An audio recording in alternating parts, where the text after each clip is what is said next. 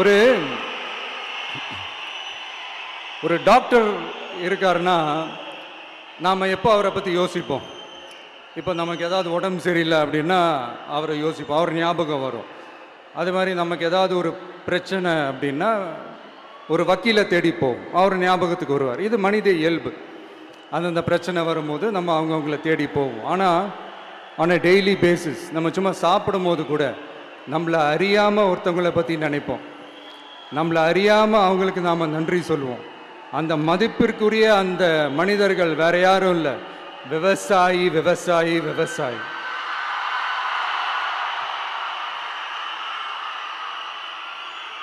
அவங்க பார்க்கறதுக்கு வேணா சாதாரணமாக இருப்பாங்க, ஆனால் அவங்க சாதாரணமான மனிதர்கள்லாம் கிடையாது. இந்த உலகத்தையும் மனிதர்களையும் படைச்சது கடவுள்னு சொல்லுவாங்க, ஆனால் அந்த கடவுளுக்கே படையல் போடுற உயர்ந்த மனிதர்கள் தான் நம்ம விவசாயிகள். இந்த பூமியில உயிர் இருக்குது, இந்த பூமியில பூ பூக்கும், காய் காய்க்கும், பூத்து குலுங்கும்னு இந்த பூமியை அழகா காட்டி இந்த பூமியை சாமி ஆக்கிறதுல இயற்கையோட சேர்ந்து நம்ம விவசாயிகளுக்கும் ஒரு முக்கிய பங்கு ஒன்று இருக்குது. அதனால நான் ஏதோ ஓவரா ஏதோ சொல்றேன்னு நினைக்காதீங்க. எனக்கு இந்த அடுத்த ஜென்மம் மறுபிறவியை பற்றியெல்லாம் எனக்கு தெரியாது. அது உண்மை அப்படின்னா அடுத்த ஜென்மத்தில் நான் ஒரு விவசாயி குடும்பத்தில் பிறக்கணும்னு ஆசைப்படுறேன்.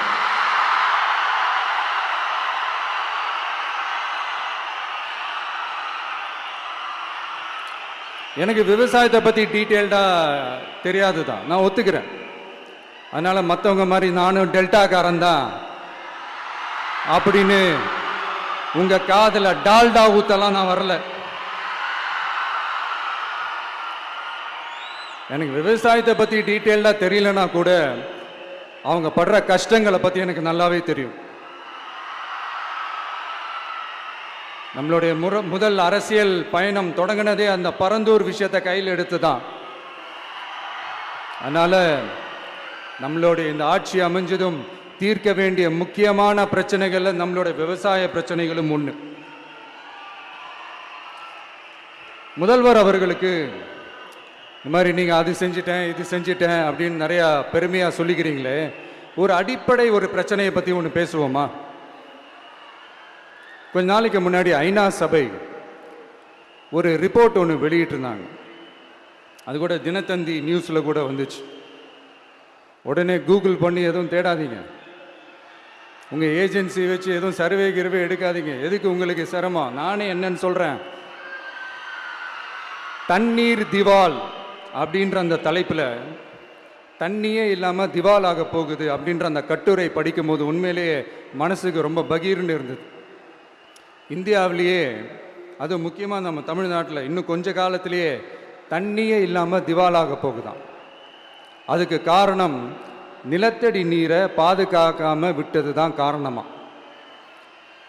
மண்ணையும் மணலையும் கொள்ளையடிச்சா பின்ன வேற என்ன நடக்கும்? மலைகளை முழுகினா பின்ன வேற என்ன நடக்கும்? கனிம வளங்களை கொள்ளையடிச்சா பின்ன வேற என்ன நடக்கும்? இந்த மணல் கொள்ளையில் ஈடுபட்டவங்களை மேலே நீங்கள் சரியாக நடவடிக்கை எடுக்கலைன்னு அது போதுமானதாக இல்லை அப்படின்ட்டு சென்னை உயர்நீதிமன்றம் சொன்னிச்சே, மறந்துட்டீங்களா? இந்த மணல் கொள்ளை, கனிம வள கொள்ளை, இதுக்கெல்லாம் காரணம் மணல் மாஃபியா குரூப் தான் மதுரை உயர்நீதிமன்றம் அந்த கிளை சொன்னிச்சு, அதை மறந்துட்டீங்களா? இந்த மணல் மாஃபியா குரூப்புக்கு ஆதரவு அளிக்கிறது யாரு? உங்க திமுக கவர்மெண்ட் தானே. அது இல்லைன்னு சொல்ல முடியுமா? அவங்களோட டீலிங்ல இருக்கிறது யாரு? நீங்க தானே. அது இல்லைன்னு சொல்ல முடியுமா? தண்ணி திவாலாக போகுது, மணல் திவாலாக போகுது, கனிம வளம் திவாலாக போகுது. மொத்தத்தில் உங்க ஆட்சியில தமிழ்நாடு திவாலாக போகுது. கடன் மேல கடன் வாங்கிட்டு உங்க கவர்மெண்ட்டே குப்புரட்சி படுத்துக்குச்சு. உங்ககிட்ட பேசுறதும் ஒண்ணுதான். சரி, அதை விடுங்க.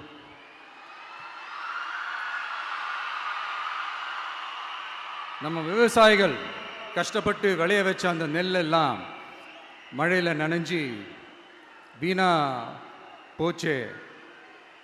டெல்டாக்காரன்னு சொல்லிக்கிற நீங்க அதை ஏதாவது கவனிச்சிங்களா? அவங்களுடைய போராட்டம் எதுக்காவது கூட போய் நின்றுக்கிறீங்களா? கூண்டாஸில் மட்டும் போடுவீங்க. இதானே உங்களுடைய அந்த சாதனை. பரந்தூர் பிரச்சனை உங்களுடைய உண்மையான நிலைப்பாடு என்ன? மேல்மா விஷயத்தில் உங்களோட உண்மையான நிலைப்பாடு என்ன? தமிழகத்தில் இருக்கிற எல்லா ஆறுகளையும் இணைப்போம், இந்தியாவிலேயே நாங்கள் தான் அதை பற்றி ஃபஸ்ட்டு யோசித்தோம் அப்படின்னு பெருமையாக சொல்லிக்கிற இந்த திமுக கவர்மெண்ட் அவங்களுடைய நேக் என்னன்னு சொல்லவா?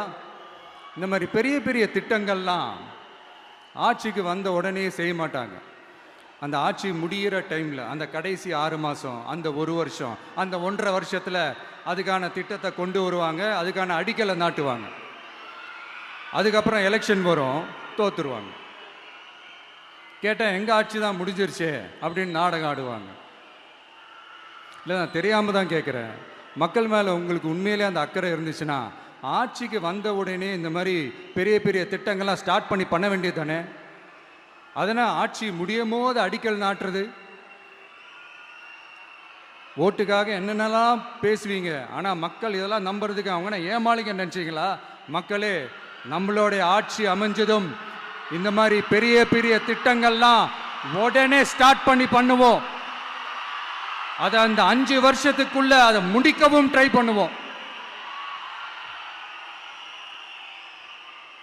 ஸோ இப்படிலாம் நம்ம பேசினா, காவிரி பிரச்சனையில் உன் கருத்து என்ன, முல்லை பெரியார் பிரச்சனையில் உன் கருத்து என்ன, இப்படிலாம் அதெல்லாம் பற்றி உனக்கு என்ன தெரியுமா அப்படின்னு கேட்க ஆரம்பிச்சிருவாங்க. ஐயா, உலக மகா மேதைகளே, ROV, ரிமோட்லி ஆப்ரேட்டட் வெஹிக்கிள், அதை வச்சு தண்ணிக்குள்ளேயே போய் அணைகளோட உறுதித்தன்மையை ஆராய்ச்சி பார்க்குற வரைக்கும் நான் எல்லாம் தெரிஞ்சு தான் வச்சிருக்கிறேன். ஒருத்தன் சைலண்டாக இருக்கான், அமைதியாக இருக்கான்னா உடனே அவனுக்கு எதுவுமே தெரியாதுன்னு நினச்சிடாதீங்க. சும்மா கருத்து சொல்லிக்கிட்டு கம்பு சுற்றிக்கிட்டு இருந்தால் எல்லாமே நடந்துருமா? நசன் பேசி அதை கேட்டு மக்கள் வெறுத்து போயிட்டாங்க. உருப்படியா ஏதாவது யோசிங்கயான்னு மக்கள் நினைக்கிறத யாருக்கு தெரியுதோ தெரியலையோ, எனக்கு அது நல்லாவே தெரியுது. உரிய இடத்துக்கு போய் சம்பந்தப்பட்டவங்களோட பேசி அதுக்கான சொல்யூஷன் என்னன்னு தெரிஞ்சுக்கிட்டு அதை ப்ராப்பராக எக்ஸிக்யூட் பண்ணணும்.